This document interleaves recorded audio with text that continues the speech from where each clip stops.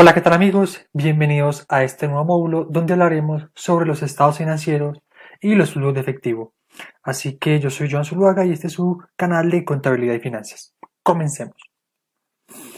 En este pequeño apartado voy a intentar abarcar o hablar un poco sobre los siguientes temas. Por un lado, el estado de situación financiera y el estado de resultados como los más comunes de los estados financieros. Vamos a hablar de los impuestos, vamos a hablar también un poco de capital de trabajo neto operativo. Vamos a hablar también del flujo de efectivo de la empresa y del estado contable de los flujos de efectivo, y además vamos a mirar por qué la administración debe tener en cuenta el estado de flujo de efectivo o el flujo de efectivo como tal. Así que comencemos hablando un poco sobre el estado de situación financiera. Como lo podemos ver, este es el modelo básico del estado de situación financiera de una empresa. Este informe básicamente es como una foto tomada por el contador del estado contable o del valor contable mejor de lo que una empresa tiene y de lo que una empresa debe, como lo vemos acá, en un momento determinado. Cuando uno observa un estado de situación financiera, básicamente uno trata de buscar tres cosas. La primera, la liquidez, es decir, si mis activos corrientes o mis activos circulantes, que son estos de acá, es decir, los que se convierten en efectivo o se convierten en líquidos en un periodo inferior a un año, son mayores a mi pasivo circulante. Como segundo, miro lo que es mi grado de capital contable sobre los pasivos o lo que debe la empresa, como lo podemos ver acá, el capital contable, qué tan grande es el capital contable en comparación de los pasivos de la empresa. Y como tercero, es importante resaltar que, como lo dijimos anteriormente, un estado de situación financiera muestra es el costo de los activos de una empresa, es decir, a cómo fueron adquiridos. Este valor no siempre coincide con el valor de mercado en que estos bienes se comercian, digámoslo así, en la economía. Listo. Una vez visto el estado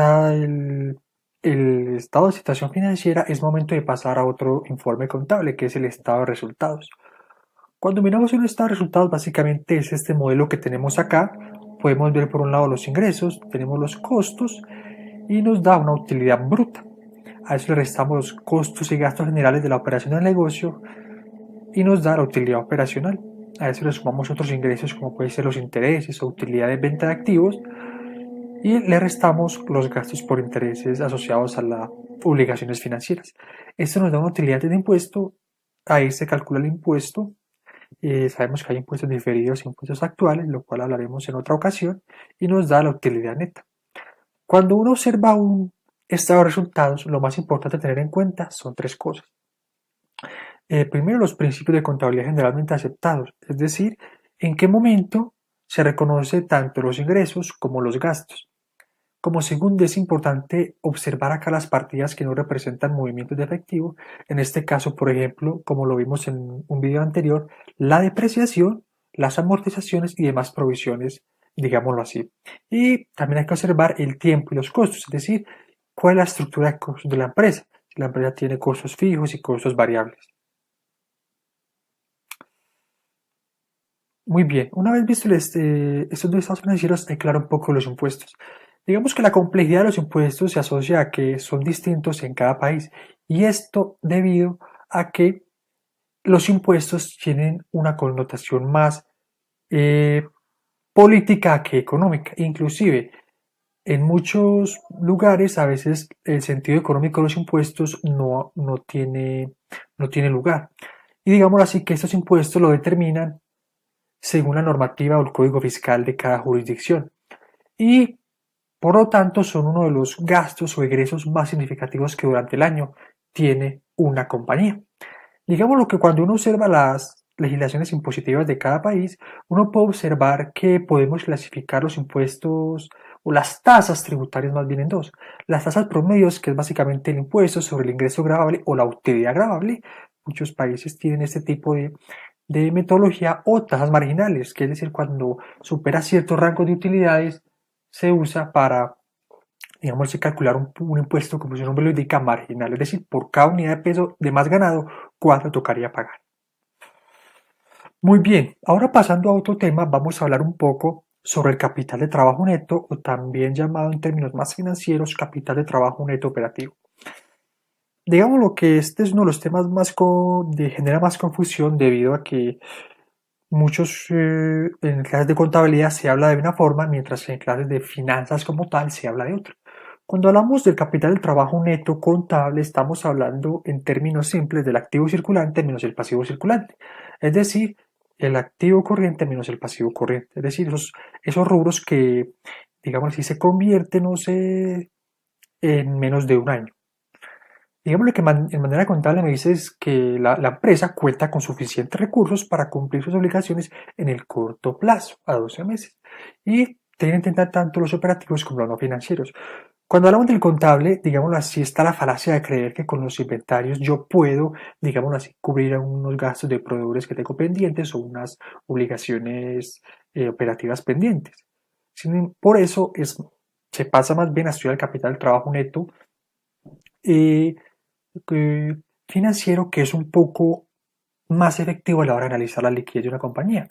Digamos lo que el financiero ya me dice que aritméticamente es sumar las cuentas por cobrar, tanto clientes como otras cuentas por cobrar que están asociados al nivel operativo de la empresa o que son corrientes en la operación, más los inventarios, menos los proveedores, más las cuentas por pagar.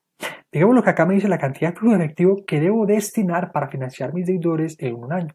Es decir, cuánto debo yo descontar de mi flujo de caja debido a que esa plata me la debe, por un lado. Y por el otro, digámoslo así que acá no se toma en cuenta ni las inversiones temporales ni el saldo de efectivo equivalentes porque, digámoslo así, estas deben tender a cero, ya que el dinero debe estar en constante rotación y en constante reinversión para, digámoslo así, ponerlo a rentar un poco más. Muy bien, hablando un poco del cateno, ya sabemos que el cambio de un periodo a otro en este se denomina inversión. ¿Por qué es una inversión? Porque es una plata, digámoslo así, o unos recursos que si bien son activos, todavía no son líquidos. Por lo tanto, debemos tenerlos en una inversión y depende básicamente de, primero que todo, el crecimiento de la empresa. Una empresa recién creada o que está en expansión requiere una inversión más pronunciada en capital de trabajo neto operativo.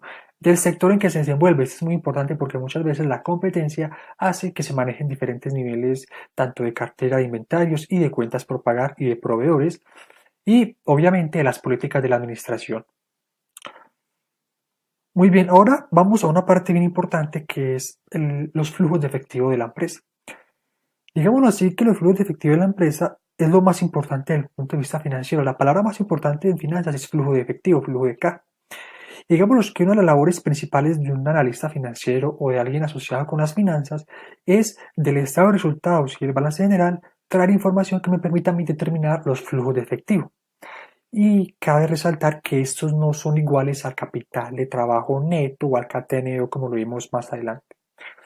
Digamos que una empresa al poseer activos, estos producen unos ingresos. Estos ingresos en finanzas se deben traducir en flujos de caja. Y esos flujos de caja obviamente le pertenecen, por un lado, tanto a los que prestaron plata, es decir, a los acreedores financieros, como a los que aportaron capital, es decir, a los accionistas. Y digamos que los flujos de efectivo es la manera más acertada que se conoce hasta hoy de evaluar la gestión financiera de una empresa. Digamos lo que toca hacer es lo siguiente. Digamos que primero hay que calcular el flujo efectivo de la operación, es decir, qué efectivo me dejaron los activos de la empresa. Después tengo que calcular cambio en activos de activos, es decir, cuánto se invirtió en activos y cuánto se invirtió en capital de trabajo neto operativo. Después hay que calcular obviamente el servicio a la deuda, es decir, cuánto se pagó por intereses y cuánto se pagó por abono a la deuda. Y por último nos da, digamos así, lo que le queda disponible a los socios, en teoría, para estar puesto a su disposición. Digamos que estos datos generalmente nos los dan los estados financieros, como lo aprenderemos a calcular más adelante. Bueno amigos, podemos observar acá un poco la estructura o la dinámica de flujo de caja. Tenemos obviamente el cálculo del flujo de caja de la operación, que simplemente es coger la utilidad operativa, restarle los impuestos y sumarles tanto las depreciaciones como las amortizaciones. A esto le restamos, digámoslo así, tanto la inversión en activos fijos como la inversión en capital de trabajo, que en este canal ya vimos cómo se calcula y cómo se saca el valor de esta inversión. Y esto nos da el flujo de caja de la empresa. El flujo de caja de la operación le restamos el flujo de caja de la inversión, nos da el flujo de caja de la empresa como tal, el cual hay que distribuir tanto entre acreedores financieros y entre accionistas. Digámoslo que para sacar a acreedores financieros, digámoslo así, miramos las variaciones en el balance y podemos encontrar, por un lado, el pago de la deuda y por otro lado, el pago de los intereses que me lo da el estado de resultados. O una nueva deuda, digámoslo así, si queremos discriminarla en, en este tipo de métodos. Y todo, o sea que el total del servicio de la deuda, en este caso, nos da 12. Digamos lo que es el flujo de cada empresa, le restamos el servicio de la deuda, nos da que el efectivo son 30. Son 30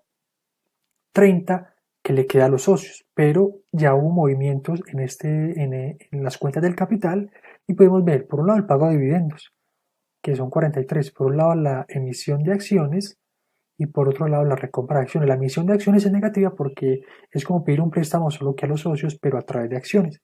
O sea que ese flujo de dinero entra a la empresa y nos da el pago a socios, en este caso que fueron 33, o sea que la empresa en el periodo generó aproximadamente 4 pesos en efectivo. Una vez visto eso, un poco la estructura, vamos ahora a ver ya el estado contable de flujo de efectivo como tal. Digamos que el estado contable de flujos de efectivos es considerado el estado financiero más importante, ya que me muestra los parámetros o la estructura de los flujos de efectivo de la empresa. Y este se usa básicamente para explicar los cambios en los rubros de efectivo de un periodo a otro. Y es una herramienta útil para comprender, digamos, los flujos de efectivo. Su estructura se asemeja a lo siguiente, es parecido al que vimos anteriormente. Se calcula el efectivo en las actividades de operación, ya sea de la utilidad neta o de la utilidad operativa. Después se resta o se le suma los efectivos generados en las actividades de inversión y se le suma o se le resta los flujos de efectivo generados en las actividades de financiación.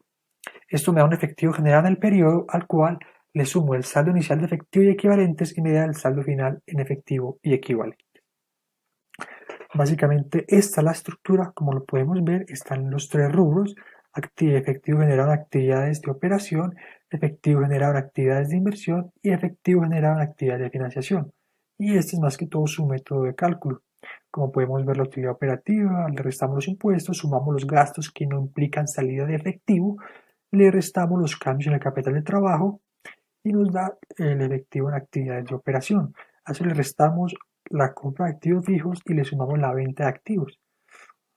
Le sumamos los intereses si hay, como por ejemplo en papeles comerciales o títulos de tesorería de determinado vencimiento, que son inversiones financieras, que también las debemos poner acá en caso de que se compre. Y nos da el efectivo generado en actividades de inversión. A eso restamos el lado de la deuda, sumamos la deuda nueva y restamos los intereses. Y nos da el efectivo en actividades de financiación. O sea que el efectivo generado en el periodo, me da este valor, le sumo el saldo inicial del periodo, que es el saldo final del anterior, y me da el saldo final en efectivo y equivalentes. Muy bien amigos, para entrar a finalizar este apartado es importante ver lo siguiente. ¿Por qué es bueno administrar en base a flujo de efectivo desde el punto de vista financiero o de la administración financiera? Básicamente por dos cosas. Por un lado, es difícil de manipular, ya que debe haber un vacío normativo, lo cual es raro hoy en día, que implique que la empresa pueda ocultar dinero o pueda desviar dinero. Hoy en día es muy difícil manipular este estado financiero y ya que me demuestra realmente de dónde proviene el dinero y para dónde se fue. Y como segundo, es menos subjetivo, ya que, digamos así, este muestra la realidad en cuanto a la generación de caja de la empresa. Bueno amigos, esto es todo por hoy. Gracias por su atención. Los invito a suscribirse al canal, a dejarme sus comentarios, ya sea a través de la herramienta de YouTube o a través del correo electrónico que está a su disposición. Recuerde, soy Johan Zuluaga y este es su canal de contabilidad y finanzas. Hasta pronto.